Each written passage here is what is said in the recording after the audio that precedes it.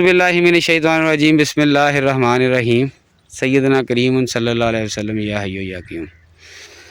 बहुत ही मुकर्रम दोस्त चौधरी साकिब साहब YWB हाजी इरशाद साहब दे बरखुरदार ने और साढ़े दोस्त ने। कपाह की जर्मीनेशन चैक करने वास्ते इन्होंने सानू बुलाया सी और नाल बुलाया सी भी यह गंदम तो साड़ी नहीं तो वैसे चौरियां की गंदम एवं दी हुंदी भी नहीं, लेकिन इन्हों की गंदम दूसरे पासे आ तो उन्होंने भाई जी देख के आप फैसला करना भी कणक नूं पानी किदां लाइए कि ना लाइए। इन्होंने मैं 2-3 टिप्स दसे ने कि यार तुसी ऐ करके देख लो तो इंशाअल्लाह अल अजीज़ तुसी आप लोगों को दसोगे भी इन्हूं पानी लाना कि नहीं पाना। जी चल साहब जरा करीब आओ, तुहानूं मैं की दसिया जी कणक नूं आखिरी पानी की देख के लगाना।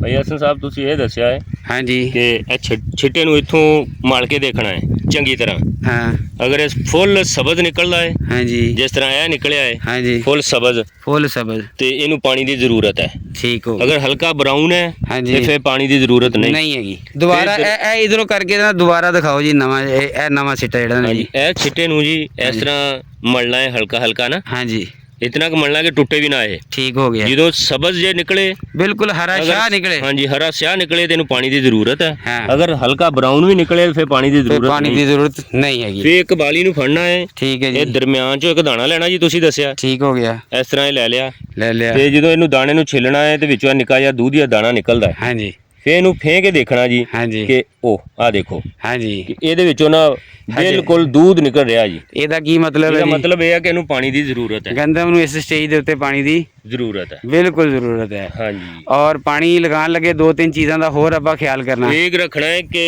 असर तो बाद ते मगरब के दरम्यान च ना ज़्यादा पानी लाने की कोशिश करनी है इस स्टेज की गंदम नूं ताकि ਇਹਦਾ ਡਿੱਗਣ ਦਾ ਖਤਰਾ ਘੱਟ ਹੋ ਜਾਏਗਾ। ਉਹਦੀ ਵਜ੍ਹਾ ਹਵਾ ਚੱਲ ਰਹੀ 5-6 ਕਿਲੋਮੀਟਰ ਫੀ ਘੰਟੇ ਦੇ ਹਿਸਾਬ ਨਾਲ ਅਗਰ ਹਵਾ ਚੱਲੇ ਨਾ ਤੇ ਗੰਦਮ ਨਹੀਂ ਕਰਦੀ। लेकिन 7-8 किलोमीटर 9 किलोमीटर यह जी हवा चारी ना जिस अपने झग्गे हिलते हैं आ कमीज़ा अपन हिलदियाँ ये तकरीबन 10 किलोमीटर तो ज़्यादा हवा 10 तो 11 दी। हाँ जी ठीक हो गया। ये कणक ने आसरा नहीं लेना डिग पैना बिल्कुल इस तरह।